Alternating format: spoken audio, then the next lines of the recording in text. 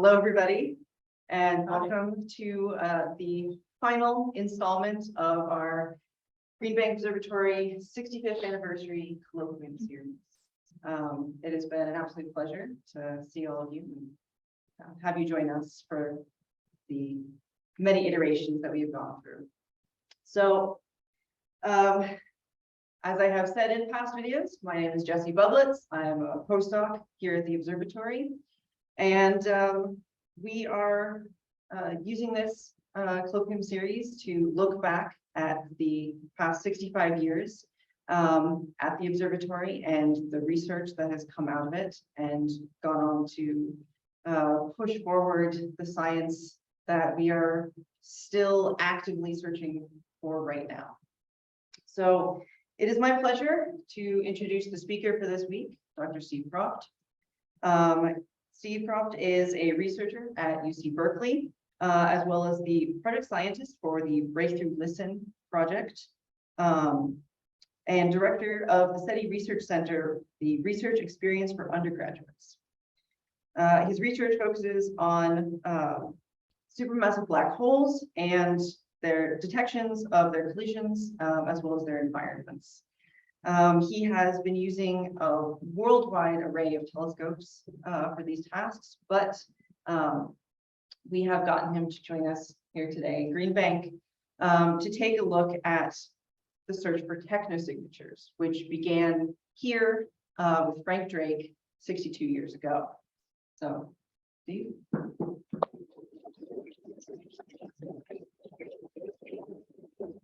Thanks, Jessie. So for those of you joining online, I apologize for the difficulties in communication, and hopefully you'll forgive us for not having achieved communication across rather larger distances over the last 6 decades, but we're certainly trying, and I think hopefully I can tell you today about how we're doing an increasingly better job of attempting this as time goes by. So let me start by taking you back 6 decades, actually to be precise. Oops, I'm getting a welcome poll here. I'll start by taking you back actually 6 decades before Christ to Lucretius, who said that nothing in the universe is unique and alone, and therefore in other regions there must be other Earths inhabited by different tribes of men and breeds of beasts. So even 2,000 years ago, people were thinking about this. About 1,500 years later, Nicholas of Cusa said life as it exists on Earth in the form of men, animals, and plants is to be found, let us suppose, in the solar and stellar regions. Rather than think that so many stars and parts of the heavens are uninhabited and that this Earth of ours alone is peopled, we'll suppose that in every region there are inhabitants. Well, supposition is fine, but you actually have to go out and look and do experiments, and really that's what the 6 decades of searches that have been taking place at Green Bank have involved. You also have to deal with some hoaxes. This was the New York Sun in 1835, their moon hoax. So they claimed that Sir John Herschel in the UK had discovered moon bats, and here they are flying around in a valley on the moon using one of the largest telescopes available at the time. We still deal today with sort of associations with pseudoscience. Hopefully there won't be too much moon battery this afternoon in the talk that I'm going to tell you about. But really, we do still want to be pushing the cutting edge of what's possible with the scientific instruments that we have. And I think, we're poised on the edge of potential paradigm shift here, a paradigm shift that, if it were to occur, would be as profound as the paradigm shift enabled by this 0.6-inch telescope that Galileo first turned to the sky in around 1610 and used it to observe the motions of these little points of light around the planet Jupiter and realized that the Earth was not the center of the solar system. This, of course, had been proposed. The heliocentric model was not new and not due to Galileo, but this really sort of marked the beginning of the death knell for this sort of geocentric view of the universe. The Earth is the center. Well, Galileo showed that that was not the case. And then the 100-inch Hooker telescope, which is the largest in the world from 1917 to 1949, was instrumental in measuring the redshifts of galaxies, really showing once and for all that these were not nebulae within our own galaxy, that there were galaxies really as far as on the right, the Hubble Ultra Deep Field can see, and now of course the James Webb Space Telescope and others are enabling us to really get a new view of our place in the universe. And if you're thinking ahead a little bit about sort of places where there might be life, I think this is also sort of really profound that we've learned that there are hundreds of billions of galaxies, each potentially containing tens or hundreds of billions of stars, where there might be habitats for life. And so really extending sort of these first couple of sort of ideas about what might be out there from a couple of thousand years ago and then 500 years ago to the beginning of measuring what's out there with experiments like this, again, has shown how building very large instruments, building instruments that are cutting edge and that enable you to do things that weren't possible with the previous generation of instruments can produce a paradigm shift. And this really, I guess, was the end of galactocentrism. Our galaxy is at the center of the universe. And, again, we're sort of maybe feeling a little bit less special at this point. The Kepler spacecraft, among others, told us that planets were common. And indeed, with Kepler and other cutting-edge instruments, we've been able to measure the orbital period and the size of planets. We've been able to use that to discover that some of them are Earth-like and some of them indeed are in the habitable zone around their parent star, the region where liquid water could exist on the surface. And so, again, there's many places where life might arise in the universe. And so maybe, this could be considered kind of the end of the Goldilocks principle, perhaps, the idea that, the Earth is in a very sort of special location and has very special conditions. We know that the conditions and the ingredients for life are everywhere. Now, life still could be very rare. Life could be a one-off. We might be unique, but we need to go out and do experiments. And in order to do those experiments, we're going to need the most cutting-edge equipment that we can get our hands on. So again, I'm going to say, well, the Goldilocks principle, I think, is out the window. It is life unique to Earth? Is it very common elsewhere? And there's a quote from Stephen J. Dick in the 1990s that says the search for extraterrestrial intelligence represents the last battle over anthropocentrism. So, we have this sort of viewpoint of the universe that's very colored by the fact that here we are on a planet that can support life, that has developed intelligence. The intelligence has developed technology, the technology to build the equipment that's enabled us to find out all of this stuff about the universe. But, can we make that last leap to thinking, well, we're perhaps not unique, or maybe we are. We've just got to go out and do the experiments to figure that out. So Tesla here, and going to be my glasses, I think this is 1937, says undoubtedly there are myriads of planets in the universe, again, sort of this common theme that we've been hearing, which were, are, or will be abodes of life in its highest form. So he's talking about intelligent life here. The same formative principles must be operative in the building up of the bodies of the inhabitants, and their perceptions of the external world must be closely similar to ours. It's highly probable that many are as far or even more advanced than ourselves. Codes for communication and mutual understanding can be readily formulated on the bases of commonly perceived universal truths. And then he says, by my inventions, okay, good job, Tesla, it has become possible to transmit considerable amounts of energy at distances of thousands of light years. And if received, it can be easily detected in many ways. Now, I might take issue with easily, but here's the principle being laid out of interstellar communication. If somebody else is out there, if these higher life forms are out there, then maybe we can use the commonality or common understanding of physics and of radio communication and of building big dishes to potentially communicate across interstellar distances. So the Green Bank groundbreaking, October 17th, 1957. So Monday marked the 65th anniversary of the activities at Green Bank, and pretty soon afterwards, the Taylor telescope was under construction here in 1958. And this again was a very interesting time for the search for life, not only in our own solar system, the search for life elsewhere in the universe. The National Academy of Sciences in the spring of 1958 established the Space Science Board, and indeed one of the first meetings that they had here at MIT on December 19th and 20th, 1958, was to discuss the problems of detecting extraterrestrial life. Now, if you look through this write-up from this meeting, they were talking mostly about simple life on Mars and Venus, whether probes or landers would be the best way of detecting this. They didn't really get into more advanced life here, but the beginning of the space age, the understanding that life elsewhere might be possible was very much in the minds of people at the time that Green Bank was starting up at the end of the 1950s. So one of the real sort of seminal papers, maybe sort of building on these ideas from Tesla here in 1959, was this paper by Piccone and Morrison about searching for interstellar communications. And they asked, at what frequency should we look? A long spectrum search for a weak signal of unknown frequency is difficult, but just in the most favored region there lies the unique objective standard of frequency, which must be known to every observer in the universe. Everybody out there who wants to know about the makeup of the universe must be looking at hydrogen. And the radio emission line at 1420 megacycles per second, 21 centimeters of neutral hydrogen, they might develop sensitive receivers for this frequency early in the development of radio astronomy.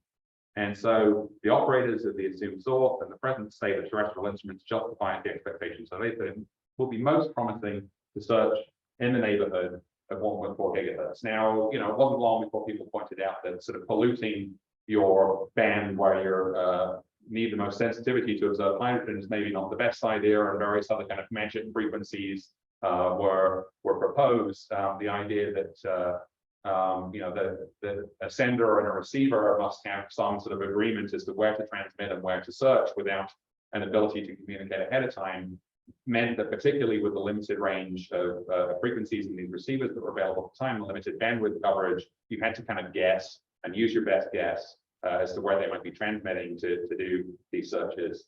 And indeed, the first search followed along pretty soon afterwards. Frank Drake sadly passed away a couple of months back, real giant in the field, not just of SETI, but as I don't need to tell the folks in this room, or indeed folks in the radio astronomy community of radio astronomy in general. And Frank will be sadly missed. Really, an incredible scientist, incredible person, had an incredible impact on the field. And he was the fourth scientist to arrive at Green Bank in 1958. He proposed to the director of a lunch that he could do a SETI search. So I guess this was sort of the first directed discretionary time SETI search. Lloyd Berkner said, yeah, sure, that sounds like a good idea. He had a single channel receiver. He looked at 2 stars, so pretty sort of modest beginnings. And actually he searched at 1420 gigahertz, not entirely because Cocconi and Morrison suggested that this would be a good place to look, but because he was piggybacking on an existing experiment that was looking at neutral hydrogen, and decided rather than sort of rock the boat and spend a lot on extra equipment, you could get by with just spending a couple of $1,000s to use the same equipment to do the SETI search that he wanted to do.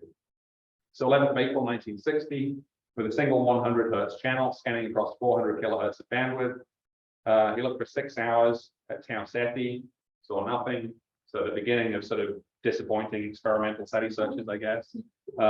And then he looked at epsilon aridity, and he saw a bright pulse signal, and they got pretty excited. Was this as easy as this was going to be? Star number 2, we've made a detection. This was the first SETI experiment, and the first one that really sort of recognized both the motivator and the sort of plague of SETI searches, radio frequency interference, or RFI, which we'll hear a lot about. I mean, certainly if you talk to any SETI scientists and probably many of the radio astronomers in this room, RFI was a challenge at the beginning. It's becoming an increasing challenge over time as we develop more and more radio transmitting technology. This motivates the idea that other planets might have technology that transmits, but it also makes it difficult to see through this haystack of signals and to find the signal that we're interested in. Frank had the smart idea of doing some RFI rejection, and so he hung a horn antenna out of the window and compared the signal that was coming in from that antenna and the signal he was getting from the 85-foot Tagle telescope. And 10 days later, they both saw the same signal, and he realized, well, this can't be coming from the sky. I've done some RFI rejection here. This isn't ET.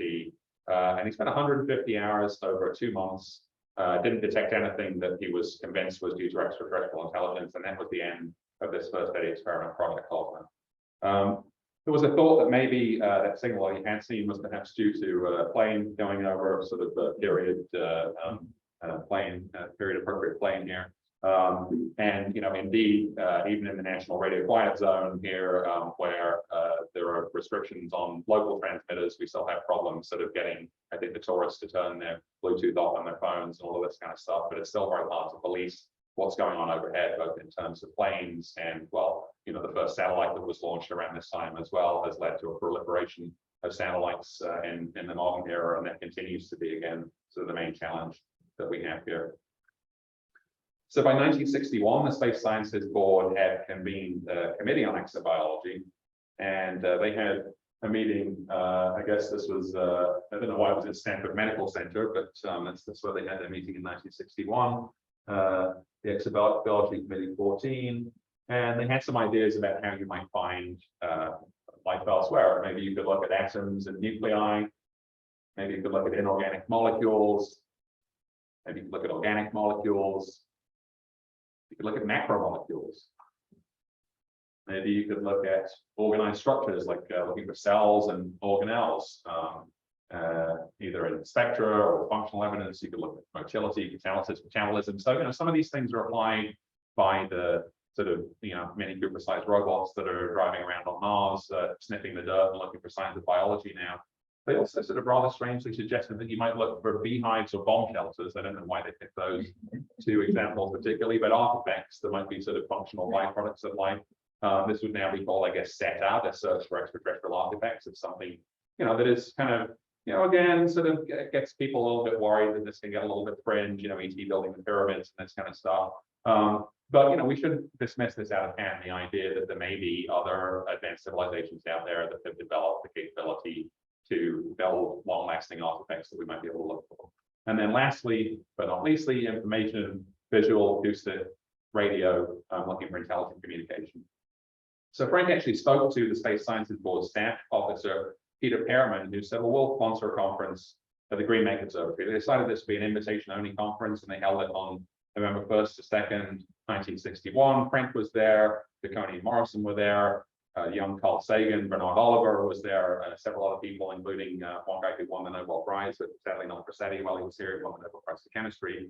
And again, probably most of you know that was the meeting where Frank laid out what's now known as the Drake equation. It's on the wall of the now Drake Lounge, just across the way from here. And I probably don't need to go through all of this for most of you, but just for the benefit of any folks calling in online who aren't familiar with the Drake equation.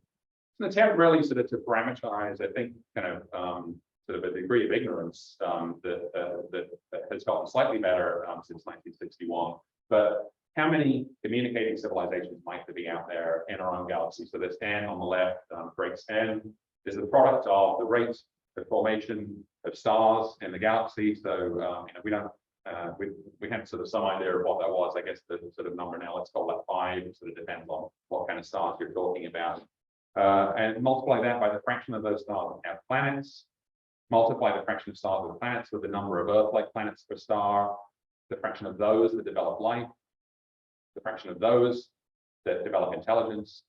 The fraction of planets with intelligence that develops communication, and then the lifetime of that communication. So we're not necessarily talking about the lifetime of the civilization here. We're talking about the lifetime of the communication method. So you could define this. Some people have said, well, what if they're not using radio? Okay, that's fine. Let's define L as the lifetime of radio transmission. And your N is the number of radio transmitting civilizations. Some people come up to me after public talks and say they watched a little bit too much Star Trek, and they say, well, ET's using tachyons to communicate. Well, fine.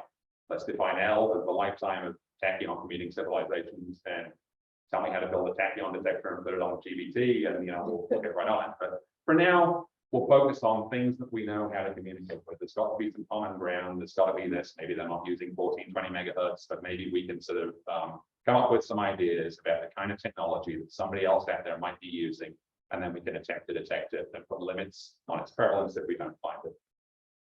So in 1961, we didn't know what the fraction of stars with planets was, but now we're pretty sure that it's something like 100%.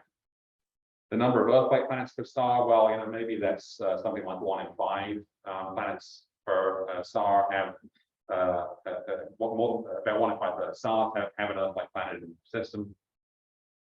We still don't know what fraction have life. We only have one example here on Earth. We don't know what fraction of planets with life develop intelligence. We have one example. I guess that might make you optimistic, but again, it's sort of the anthropic bias here that we wouldn't be around to ask the question otherwise. And we don't know, even if they're developing communication like ours, it's a good bet that radio waves, for example, are good for communicating across interstellar distances.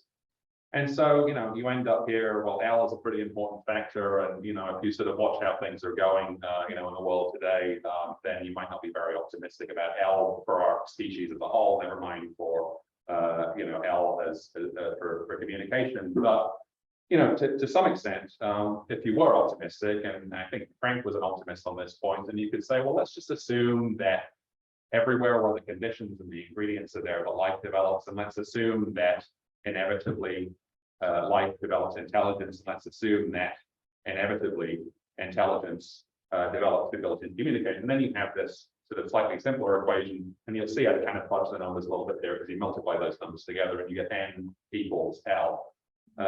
Frank, as I said, did think that this was the most likely scenario because this was his life for many years with his UC Santa Cruz license plate holder here. You know, so if you're an optimist, and if Frank was an optimist, then who are we to be pessimists about this? Then by going out and measuring N, which is what we're trying to do, we put a constraint on L. We put a constraint on the lifetime of communicating civilizations. And, you know, Piccone and Morrison said, well, this means basically that SETI is doing the archaeology of the future, that we're actually figuring out what happens to civilizations overall by doing this measurement and putting these constraints on them. So I think that's sort of a pretty interesting thought. So not long after this, I guess this was one of the first SETI funds, having done Ozma, Viscur did Ozma in 1971 to 1972. He used 140-foot Green Bank and 300-foot, so considerably larger than the 85-foot that Frank had used. And in 5 minutes of observations, did the equivalent of 4 days of what Ozma did. So this had 2 feeds, and this was sort of a more advanced version of Frank's hanging a feed horn out of the window. This actually had 2 feeds on the telescope for interference rejection. So you can see here the on-star observation of Tau SETI and the comparison point here on the right. 192 channels now, not a single channel, 192 across a few hundred kilohertz. And this really started putting some interesting constraints. If you put a 1 megawatt transmitter on a 100-meter telescope, and then put that at a distance of a few parsecs, this experiment could have detected it. So, you know, we're starting to put reasonable constraints on reasonable technologies at interstellar distances here. A few years later, Ozma 2, I guess they weren't sort of really, you know, sort of being too imaginative back in these days, by Palmer and Zuckerman, used again, the 300-foot telescope and 400 channel correlator compared to Frank's 1 channel, 2 50 Kelvin, 21 centimeter parametric amplifiers. Frank's amplifiers 500 Kelvin, taking data 10 million times faster than the original Ozma experiment. So we're on a roll here, right? We're doing better. They were given a week on the 300-foot telescope to carry out the search. So, you know, total time 500 hours. You can see all the other parameters here. Resolution of 4 kilohertz, still not great compared to the present day, but it's getting better. And this 674 stars that they looked at was actually the largest number of a SETI search for the next quarter century. So this was a real sort of milestone in SETI searches at this time. Some of you will recognize the principal investigator on the next experiment, Jill Tarter, obviously another kind of giant in the field who's been around doing experiments for quite a long time. So they used the 300-foot telescope to look at 18 centimeters, so a little bit further up the band. Now sort of getting away from, like, maybe they're not doing the 21 centimeter thing, maybe we should look a little bit further up the band. 201 stars. And they got 65,000 channels. So they actually recorded the tape. They took this to a supercomputer and did an offline Fourier transform, which is kind of what we do right now upstairs with Breakthrough Listen. And they did comparison scans that were offset and right ascension. So again, they're doing this sort of you know, on-off comparison. The plot on the right is the Viking orbiter, which they picked up around Mars. So you can see the Doppler shift of the Viking orbiter over time here. I guess, you know, maybe you could say that that was the first direct detection of extraterrestrial intelligence. You know, we'd had airplanes for Frank's experiment, but this one truly was extraterrestrial. Unfortunately, it is our technology, it's the Viking orbiter around Mars.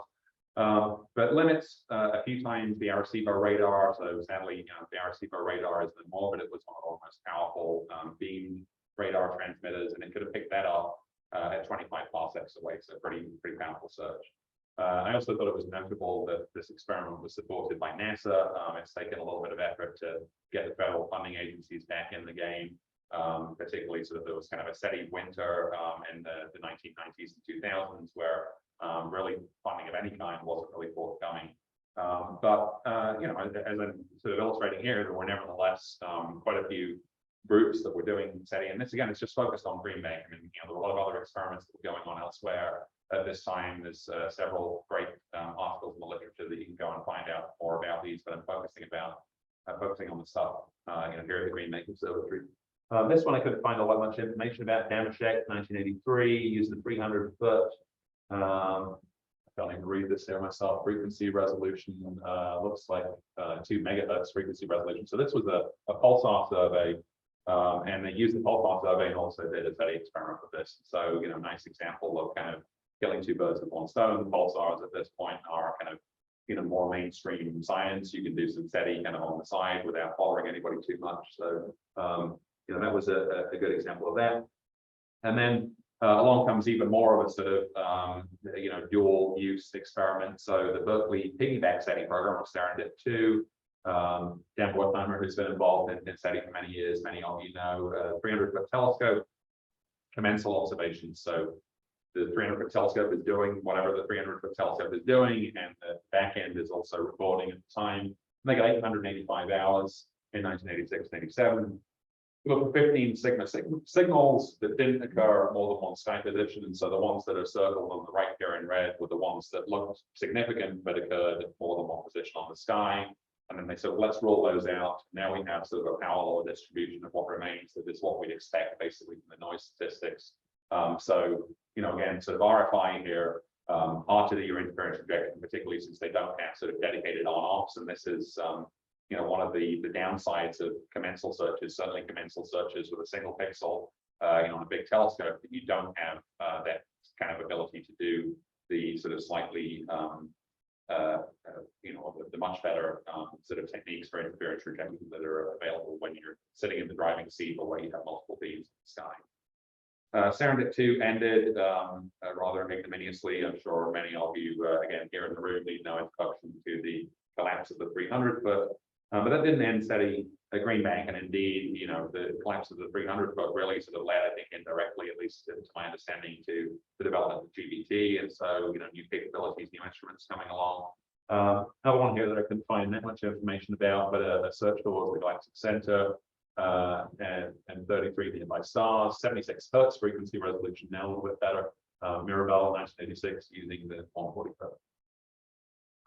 Here's another interesting one. So in 1988, Bonilla and Rude selected 7 stars with a 60 micron excess, and they explain, the reason why we picked these stars is because we thought this infrared excess might be because there are Dyson spheres around these stars. Not sort of a given. There are other reasons why stars might have infrared excesses, but if there was a star with a Dyson sphere out there, and they're deliberately now targeting things that aren't, ordinary planetary systems.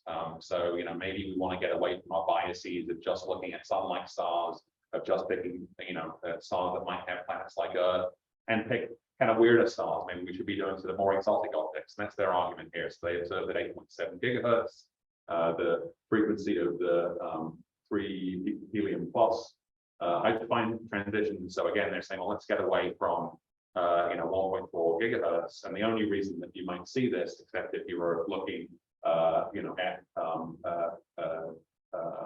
a star forming region, if you're just looking at a star with a 60 micron excess, then you wouldn't expect to see a strong line at this frequency. And so they reasoned that if they saw it, then that might be, good SETI candidate. Again, they did this on-off comparison, 6 minutes on the target, 6 minutes off. Didn't find anything, but I think that this study is interesting for the kind of broader idea of looking at different targets, looking at different frequencies, sort of expanding the search.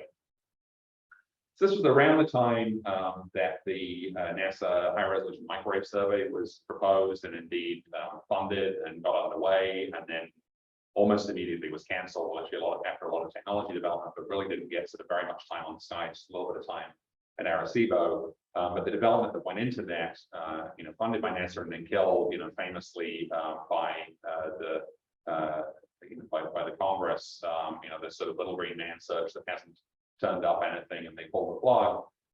So sometimes sort of becoming popular, and kind of reaching kind of a level of sort of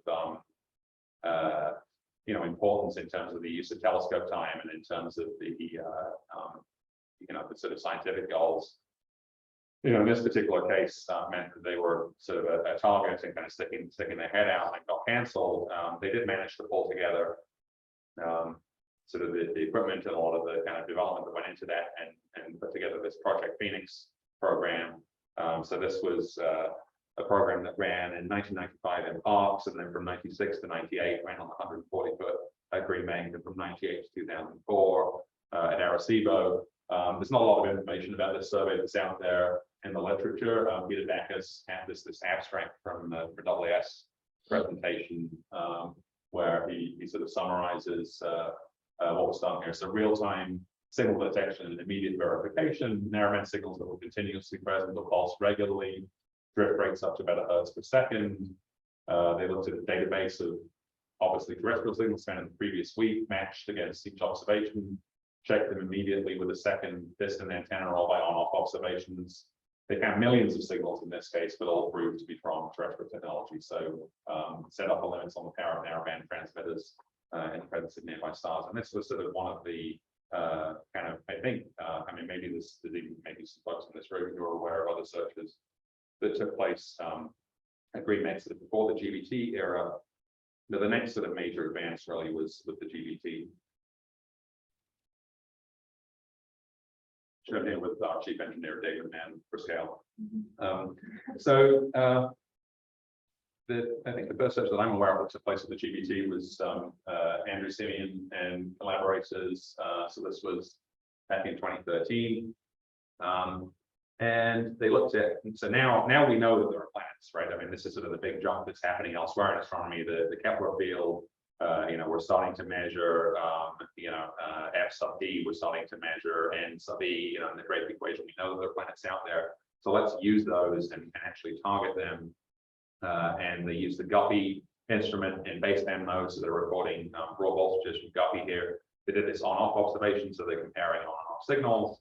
And they did 86 stars at L-band. They could have found the Arecibo radar, in this case, hundreds of light years. And they actually did this sort of nice calculation on the right here for all of the instruments that are on the, were or are on the GBT. The median distance here is the dashed line to a Kepler field star. So that's, a few thousand light years in this case. And for the L-band receiver, you could get the Arecibo radar. So this is the detectable range of the Arecibo radar. At hundreds of light years, and for the higher frequency receivers even further out than that. So, again, sort of starting to put real constraints on the transmitters that are out there. Sort of just as an aside, many of you here in the room at least have probably got to go up on the GBT. We've been very grateful for the opportunity to do so pretty much on all of our visits out here, including in taking our students and other collaborators up there. If you haven't, then we also did get to take up the 360 VR camera a few years back, and you have a headset, or you can even just look at this on your laptop and kind of pan around, but you can ride up with us on the telescope. And the reason why I put this up here is because you can see here the beads that rotate in and out, and the SERENDIP team, you remember the SERENDIP 2 experiment, figured out, oh well, even if the L-band receiver is in focus, which it was, I mean, this is maybe some slightly out of date statistics, but the fraction of the time that the L-band receiver was in use versus some of the other receivers. And then, on the right, they got this delta T system. So they realized that, even if you had the X-band receiver in focus, if you took data with L-band, then, okay, you take sort of a 50 Kelvin hit in terms of your sensitivity, but you can still take some data from the L-band receiver when it's not in the main focal position, and sort of send that to your own backend. And so they set this system up, which goes plugs in directly to the GBT-IF, goes through a PFB, and then sends this data both to the SERENDIP 6 machine and also to this FRB, the Green Burst machine, searching for fast radio bursts as well at the same time. So again, another way to sort of leverage the use of telescope time. Some of the data from this also went to the SETI at Home experiment. Matt Lewolski here in the audience was instrumental in SETI at Home. SETI at Home also got some data from Breakthrough Listen, which I'll come to in a minute. SETI at Home, again, sort of illustrates the difficulty of kind of not being in the driving seat and pointing at targets all over the sky and having a very sort of heterogeneous sample. That figuring out what's RFI and what's interesting is really challenging, particularly when you have, in this case, literally billions of hits in the database. So they're still working to do the kind of meta-analysis from this. But I think in terms of kind of the public perception and kind of connection with SETI, this was a really sort of key experiment, getting people downloading the screensaver. The SETI Institute still gets calls from people asking about SETI at Home, and actually was built at Berkeley by Matt and others on the team there. So this idea of distributed computing, now we're moving back a lot more to doing the computing on site, shipping the data off site, certainly in large volumes is really challenging.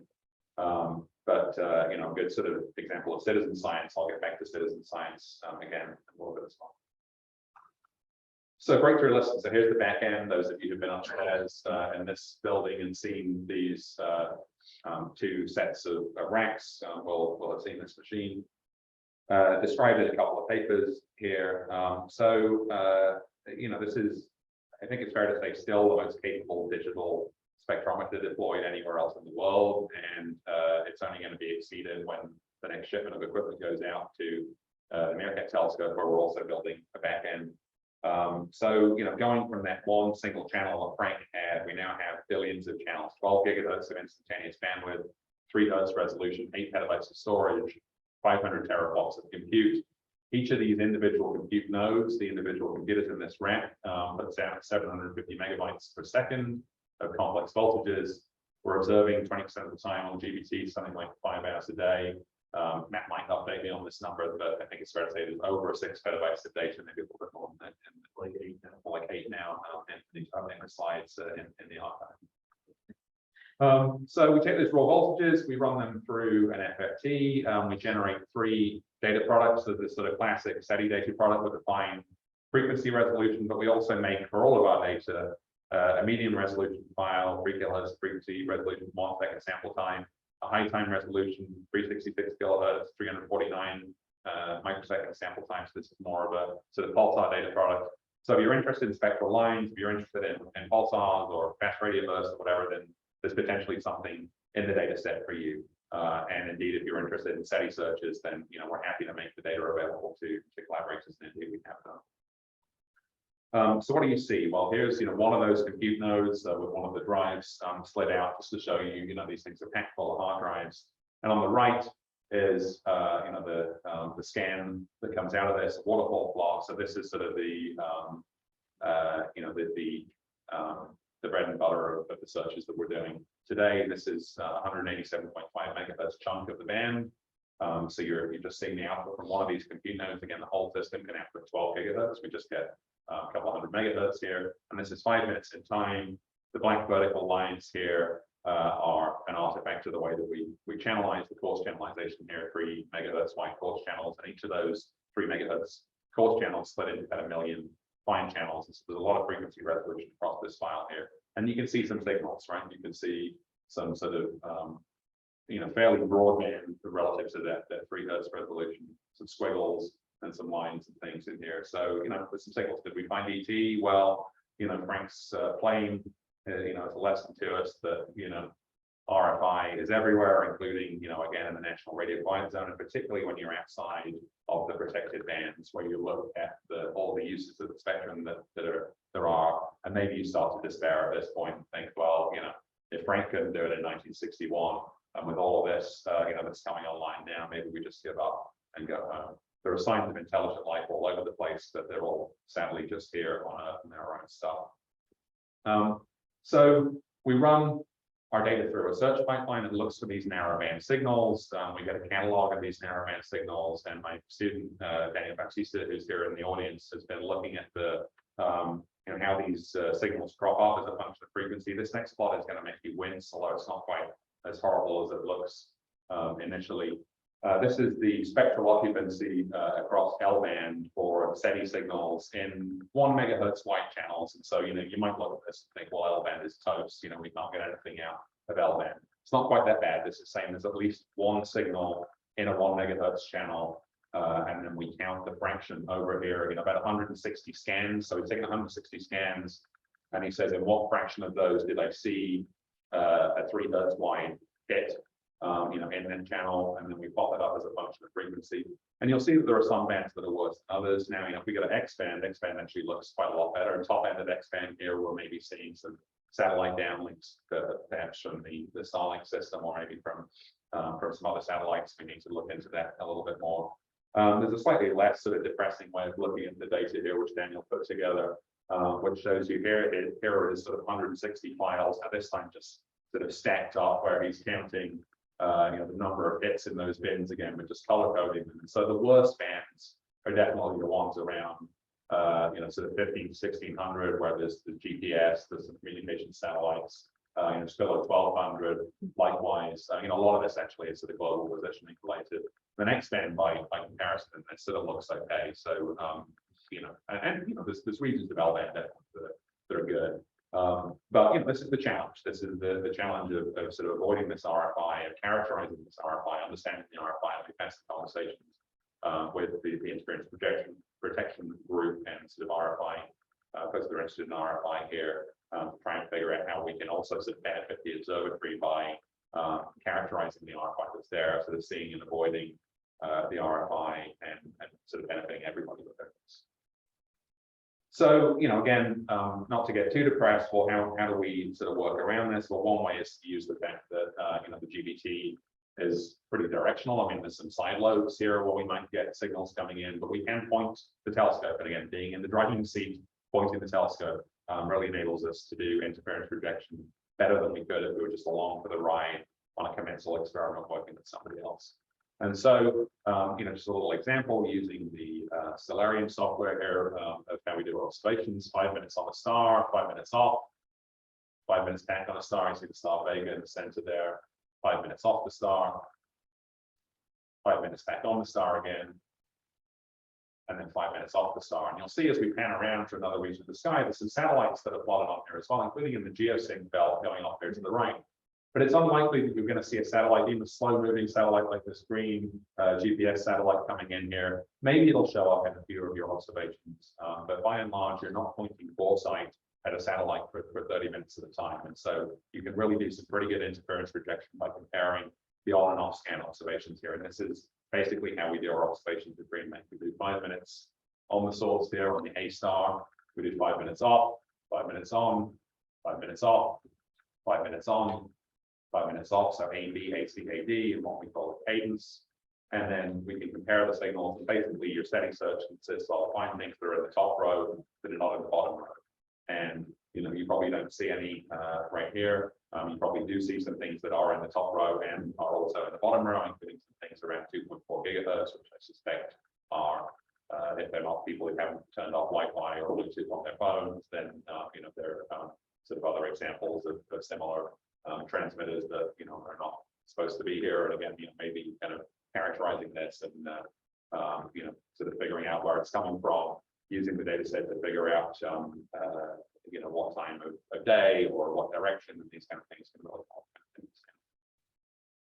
From the point of view of the SETI search, we can also take advantage of the Doppler shift. So you're all familiar with the shift in pitch of a siren as it's coming towards or away from you. So that's the shift, the red shift or blue shift. And then the Doppler drift of a signal, as in this case, a siren is going past you at some velocity. So it results in an acceleration here, or if there's a rotation of a source, then, again, you expect an acceleration. And so, here, there's a artist's impression of the Green Bank telescopes on a rotating planet, looking at rotating planets that are rotating around their parent stars, and you'd expect some Doppler drift from this. So we can filter out signals that are constant in frequency. We can look for signals that are drifting. We can combine that with the on and off source comparison. And I had a high school teacher working with me a couple of summers back, and we said, well, let's look at Voyager 1 with the GBT, and let's pretend that Voyager 1 is a SETI target. And let's run it through the pipeline. I said to him, Milan, go away, run it through our pipeline, come back. I don't have any expectations about what you'll find. Maybe you'll find 400 things, maybe you'll find nothing. And he came back and he said, well, I found 2 things. And I said, okay, well, let's have a look at them. And we looked at them and we found one of them was the carrier signal from Voyager 1. And the other one was one of the data channels from Voyager 1. And I think if he set his threshold a little bit different, we'd have found the other data channels on. Those were the only things that we found. And I was very excited because there were no false positives in the SETI search. Here's the on and off target sort of stacked. You see the Doppler drifting signal that's there, and the on scan is gone, and the off scan back in the on, gone in the off, back in the gone in the off. Really, it works. We can avoid, even in this sort of RFI environment that's getting worse over time, we can still find something, in this case, something that's 20 billion kilometers away with a transmitter that's the same power as your fridge light. We can find it using the GBT. So, this is pretty nice. Now we just got to do it for things that are, 10 to the 5 times further away. And, we're good to go. So where are we at? I don't expect you to sort of absorb everything from this plot, but here's some sort of bar graphs of the samples on the left here. The blue bars are observations that we've already made. The green ones are observations that we're planning to make using the various receivers of the GBT. So we've nearly completed, so 1,702 stars. Some of these are assigned to Parkes, some of them are assigned to Green Bank, about 1,100 of them that we've observed with GBT. Continuing to observe targets from NASA's Transiting Exoplanet Survey satellite. Observations of 97 galaxy centers almost complete, and mosaic observations of extended galaxies to come. We're looking at our own galactic center and plane. We're looking at exotic objects again, sort of getting back to this idea of maybe regular stars are not kind of the place to look. We should look at everything else. Observations of other targets are underway, and we're also beginning higher frequency observations. I'm assuming I probably can go a little bit over the hour here, assuming since I started a little bit late, so I'll try and speed up a little bit because I've got some of the so the galaxy centers, my student Carmen Chostos here in the audience is working on an analysis of this, similar to what we've been doing for the nearby stars. Obviously, the transmitters would need to be a lot more powerful in this case. I won't get into detail here. Again, a couple of former students have a couple of papers in the literature. Rafi Trust here looked at tests, objects of interest, and these are interesting because they're detected as transiting systems. So you see the star going, see the planet going across the star, and these are special geometries to some extent, right? If they wanted to signal somebody, maybe they would signal in their ecliptic. Maybe they even have sort of the equivalent of the Arecibo radar, and they're looking at their ecliptic for dangerous asteroids that are coming in that we might be able to pick up their radars. No detections, and there's this sort of, I guess, focus on the plot on the right here, basically. So bright things are towards the right, intrinsically luminous transmitters are towards the right of this plot, intrinsically faint towards the left. Common things, like one every few stars are towards the top, rare things are towards the bottom. And these represent sort of upper limits basically on what we've been able to find. And so, you'd like to go into the bottom left of this plot and find even faint transmitters that are relatively rare, that only occur, in 1 in a billion stars or whatever.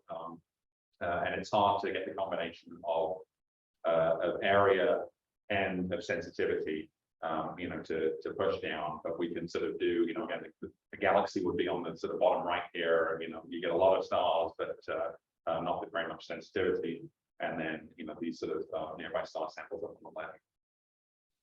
Another student actually used the GBT to find planets that were actually transiting at the time of the observation. So like Rafi's paper, but now we're actually looking at them while they're in transit. Maybe again, they might be signaling towards their anti-stellar point. Should be a good time to look. So limits in the same sort of similar region of the plot here, I guess. So this also illustrates that maybe this plot is not sort of a great way of representing kind of these other aspects of the search, including things. Well, I guess it does have frequency coverage folded in here, but there's some other aspects of the kind of signal searches and that kind of thing, the kinds of signals that we're looking at. Galactic Center Survey, I mentioned there's some details of this in papers led by my colleague Vishal Gajar, one of our former interns, now PhD student, Karen Perez, looking at the galactic center and the bulge, interesting for SETI searches, but also interesting if you're looking for transients or other sort of interesting things that might be happening in the galactic center. And they did some work. So the plan is ultimately this is going to be a comprehensive survey of the galactic center all the way from 1 to 93 gigahertz with GBT and Parkes, looking for narrowband drifting signals like we have done previously, but also looking for dispersed signals.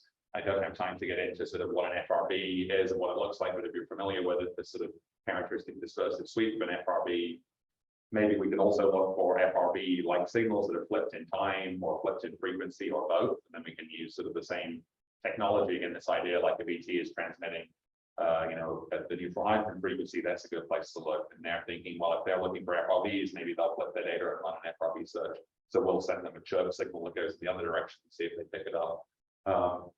Unsurprisingly, perhaps, no sources found down to the detection limits that they're able to do here, but carving out new regions of parameter space.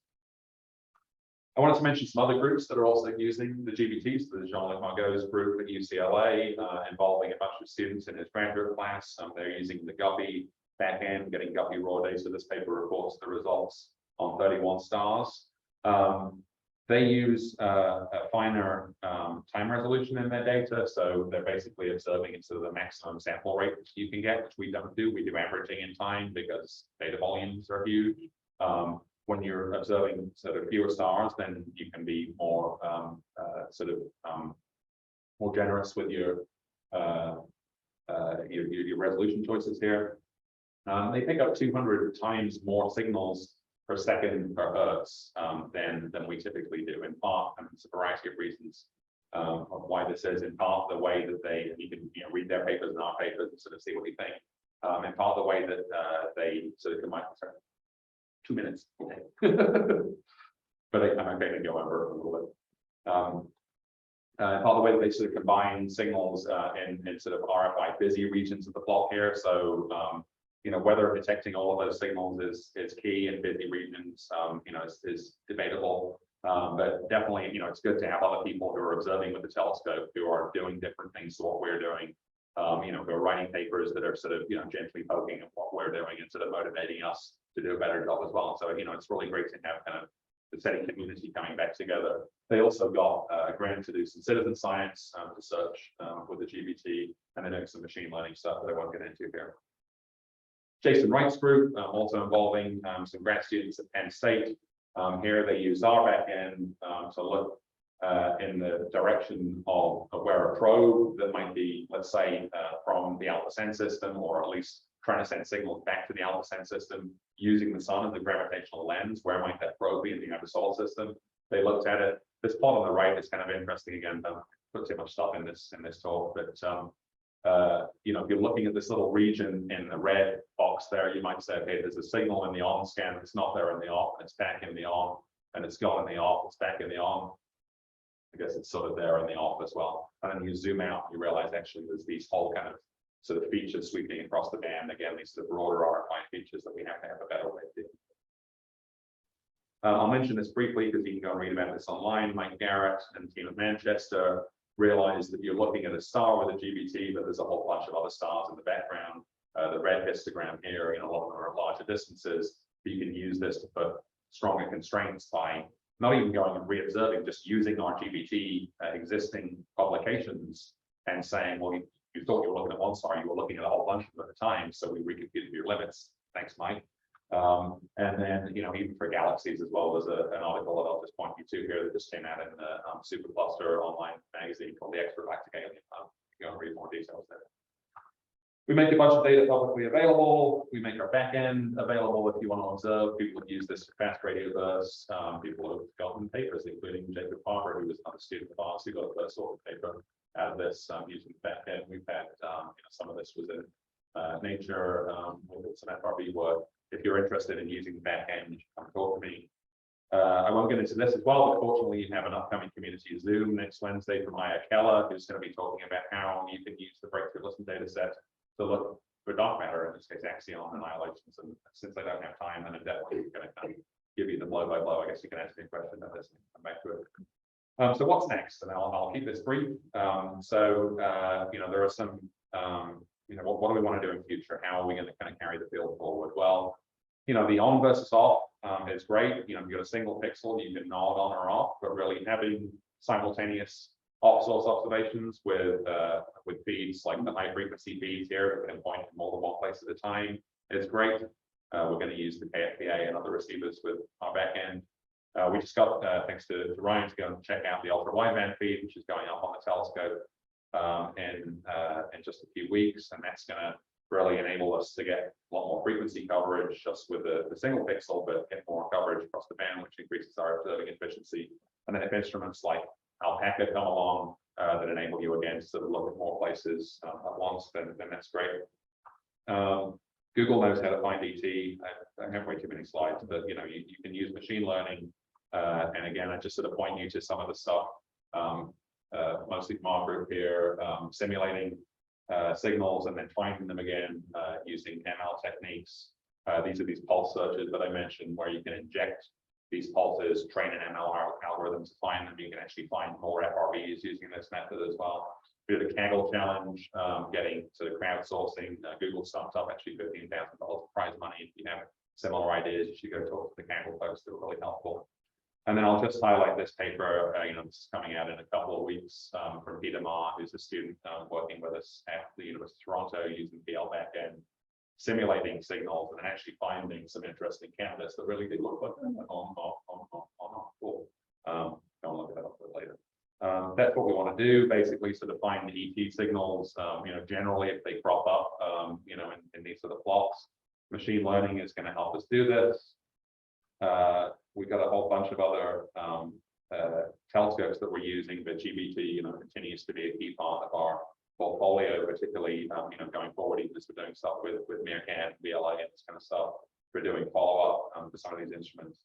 And I'd be remiss if I didn't plug our amazing intern program. I also already mentioned a couple of our former interns who are now still working with us. Nellie White-Back is another of our former interns. You can talk to any of them if you're sort of here about their experiences. Many of them going on to do really cool stuff.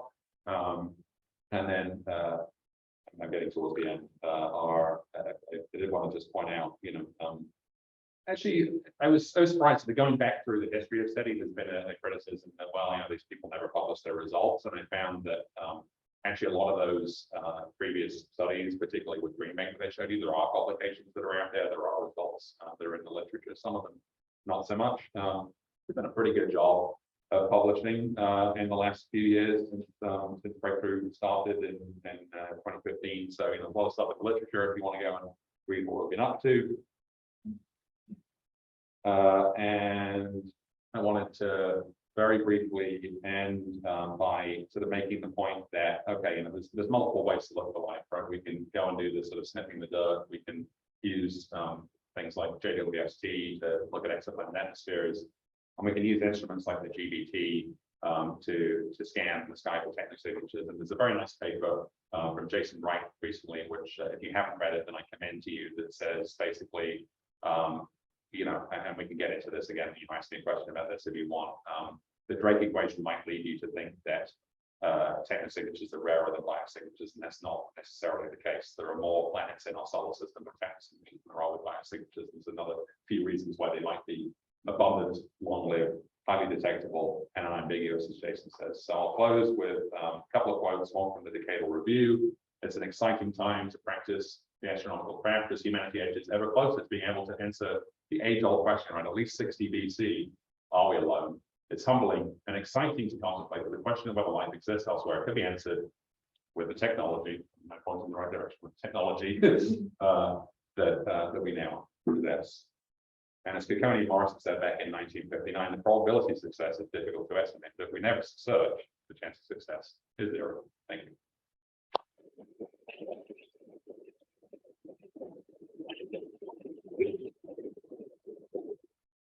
All right, thank you very much, Steve. And for now, we'll switch between in-person questions, if you have any, and online questions. You, again, can choose to submit your question in Q&A, or you can raise your hand to ask online. So let's start off with any questions you might have here in person. Any questions? Yeah, go ahead. So not long ago, last week, there was maybe a few years ago, announcement about potentially interesting signals you guys found at pink parks, right? Yeah. So I'm just curious to say a little bit about that, and has there been any other ones kind of got close to that threshold, but didn't quite cross the line where you can often publish it that way? Yeah, so the signal was from Parks, not from GBT. And it was sort of an interesting dry run, basically. I mean, not least because it leaked to the press. I mean, not that we're ever sort of trying to hide anything, particularly if anyone online is sort of, concerned that, we're sort of a secret cabal, and we're pretty open about, sharing our data, about sharing our approach. We also don't want to kind of, go running to the press every time we see some little blip in the data and say we found aliens, because, that's bad for a variety of reasons. There was a signal in Parks. It's not sort of illustrated very well here in the slide that I have, but it was seen in the odd observations and it was absent in the off observations. So then began this sort of RFI hunt, basically. I mean, we assumed that, okay, it's probably some weird kind of RFI. And the Sophia Sheikh, former intern, now postdoc at the SETI Institute, and others sort of work through developing this kind of vetting process that you see in this sort of flow chart that I don't expect you to read on the right here. Do we see it when we're only on the source? Is the known RFI at that frequency? Is it consistent with human technology? Ask questions about the drift rate. And then at some point, like, do we see lookalikes for this thing that are elsewhere in the spectrum that occur when we're looking at places on the sky? And that was the thing really that sort of rejected the signal in the end. And that's another reason why we need to build these machine learning algorithms. I sort of skipped over this a little bit, but the idea that we could do reverse image search, where we have a picture of ET and then you say, well, where else was this found? And essentially by kind of distilling the signal down into some latent space using a machine learning algorithm, and then sort of clustering and looking for other things. I mean, I think, again, I make the point of, thank you for all being here in this room and for being here online. You're obviously sort of interested enough in SETI that, you're in the seminar, but some of you are also sort of very interested in RFI characterization and mitigation. And I think these sort of tools where you can kind of sort of do a reverse search on something and say, how common is this? Where else does this occur? Both in terms of sort of in the spectrum, directions on the sky and times of day, this kind of thing, I think is going to be very powerful for both SETI and for RFI. All right, then let's turn to one of our online questions. So in the novel Contact, Sagan writes of alien signature radio transmission detected at the frequency of hydrogen, 1420 megahertz, times pi, which puts it about 4,400 megahertz. Could such an approach be a reasonable, intelligent imprinting of a SETI signal to provide a wavelength marker search for potential civilization beacons? Yeah, no, that's a great question. And I mean, as I sort of talked earlier in the talk, there were these magic frequencies that a lot of people looked at. The thing that we can do now, thanks to the great work by the scientists and engineers here, particularly with things like the ultra wideband receiver, that's coming on the telescope, is we don't have to choose, right? We can scan a whole range of frequencies now. I guess the ultra wideband doesn't go quite up to pi times hydrogen, but we have receivers that can observe at that frequency, and we do observe at that frequency. And we look for candidates sort of at this point being a little bit agnostic as to where in the frequency spectrum they are. So, we have the benefit now of not having to choose, given the amazing increase in bandwidth and the sensitivity across that bandwidth that we have. All right, so another question that the in-person audience has. I think you're gonna get right. Ellie was Oh, you- Yeah, I was just curious about that. Thank you for asking a question. Yeah, so it's nice because basically, the idea here, if you look in the middle, it's a very busy slide, but these two Feynman diagrams in the middle, that you can have either decay of a dark matter particle that emits a photon, or an annihilation of two dark matter particles that emits a photon. And the wavelength of that photon depends on the mass of the dark matter particle. And so in certain mass ranges, and certain models for axion dark matter, the prediction is that's in the range of frequencies that the GBT can detect. And so Carl Van Bibber's group at Berkeley got in contact with us, and Alex Lader, who was here earlier this week, some of you may have met, are in this group, and they realized that we had observations, these balls at the top here that kind of covered a large fraction of the sky in the GBT, and they said, well, in the middle plot here, okay, we look in the forward direction where the Earth is moving through some dark matter halo, and then we look in the backwards direction, then we also sort of see the equivalent of rain on the windshield of the dark matter particles, or the at least the sort of the redshift, the blue shift of these radio photons that are being emitted from the dark matter, that we can then determine. And by doing this sort of on minus or forward minus backwards comparison here in the lab, that we can see this characteristic profile of the red shifted minus the blue shifted, and get this sort of double peak feature here. And at the same time, we can look inwards towards the galactic center, where there should be more dark matter just because of the profile of the dark matter halo. And we can look outwards towards the galactic anti-center, and we can subtract one from the other, and we'll get an asymmetry in and out. And so, they didn't have to do any more observations. They had to do a lot of processing to look for these spectral lines. And then they were able to put some limits that are pretty competitive with other dark matter searches, including the ones that are done in the lab. with no extra use of telescope time. I didn't have to come and, propose to the TAC here, we use the telescope time to use the regular data. And, I would just sort of refer you to IS talk as another member of this group who's giving a talk next week. All right, we actually have two questions that are fairly similar online. So the first is, if a civilization with similar technology to our own existed in a galaxy outside of ours, would they be able to detect us? Well, depends how big their telescope is, I guess, but certainly not with the technology like we have right now. I mean, the power requirements and the sort of aperture requirements for intergalactic transmission of signals are huge. So, as I say, Carmen here is working on looking at the nearby galaxy sample. I mean, again, it's sort of this idea of, well, let's do a little bit of everything, because we should just look at nearby stars. Particularly, this idea being that, if you go back to the Drake equation, right? I'll just sort of easily kind of skip back to that, but I think most people sort of remember it. We think, N equals L, right? Give or take, if we're optimistic about the chances of life. So that means that, if we don't do a particularly thorough search and we find something, then L must be big because N must have been big enough for us to find it.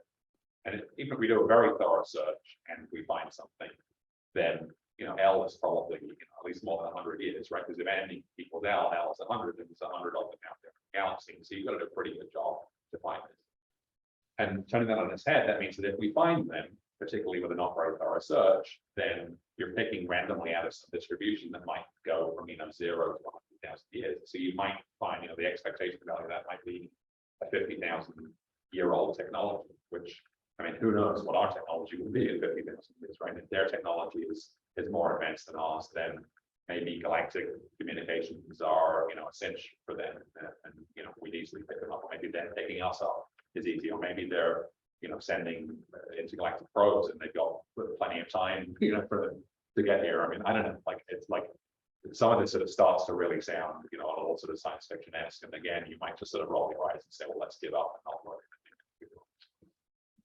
Yeah, and then the second question actually has to do with comparative extraterrestrial use of telescopes like TESS or K2. So if how much time has been spent on areas of the sky where another civilization could know Earth exists, since they would see the Earth transit in the sky. So Yes, no, that's a great question. So there is actually I didn't put this in the slides, but the Earth transit zone, so the stars on the sky that would see the Earth as a transiting planet, essentially, so the extension of the ecliptic. And so Sophia Shake had a paper where she used the GPT to look at stars in that transit zone. And yeah, that's another good targeting method. okay, let's go with one more in-person question. We have one, and then one online. Here's what you're doing now. You have to choose between like more instantaneous bandwidth and more instantaneous sky coverage, or better outputs. So Yeah. our projection, I mean, just there's things you don't have computational power to do right now, or something else that's like that thing. What would you pick? I can't choose all of these. What's that? I can't choose all of them. No, you're more constrained. Yeah. Yeah, I think I would pick machine learning. I mean, it's clear that we detect a ton of signals already. And I do say to the students when I come in, we might have an ET detection on this somewhere. I mean, there might be an ET detection upstairs in this building, which is kind of mind-blowing to think about. And, we need some smart person to come along and figure out how to extract that from this sort of, this haystack, basically. So, before, I mean, yes, also we should do more bandwidth and more sky coverage and all the other good stuff, but, becoming increasingly important. And, I know I sort of accelerated a little bit through the last few slides, but I think, one of the points that I really intended to make is that machine learning is going to become even more key as we're dealing with these huge data volumes. We can't possibly just, vet all of this by hand. We need to be able to push the limits of the data towards the detection thresholds. And we need to do a better job, again, sort of working in hand in hand with other groups that are trying to deal with, the RFI. It's not going away, even in the radio quiet zone. We've got to kind of learn how to sort of characterize this. And once you've got a much better understanding of the RFI environment, then you can really sort of pick out here's the anomaly. And final question online, is a very poignant one. The Breakthrough Listed project will finish up its first decade in a few years. What new things can we expect from Breakthrough in the next decade? Oh, excellent. That's it is a good one. I mean, I think that sort of also ties back into Ryan's question to some extent. I mean, I wouldn't say you can expect a detection. I mean, you know, it'd be nice if we had a detection to report. I think you can expect you know, more sort of pushing the frontiers of algorithms, pushing the capabilities of the instrumentation, you know, sky coverage and all this kind of stuff. You know, I think I'd be remiss as well if I didn't point out, and I did, you know, mention sort of our internship program. I know there's also an REU program that goes on here at Green Bank that I'd encourage, you know, any of you or any folks watching online who either are undergrads or who know undergrads to apply for. And I think we're seeing, you know, the beginning of the reinvigoration of the field, you know, with young people who are getting involved, who are going to be the leaders of the field in the future. And I'm pretty excited about that. We're seeing our first undergrads who came through the program in 2016, like Sophia Shea, who is now, as I mentioned, the postdoc at the SETI Institute, and you know, like more of that, please. All right, perfect. Well, with that, let's give one final round of applause.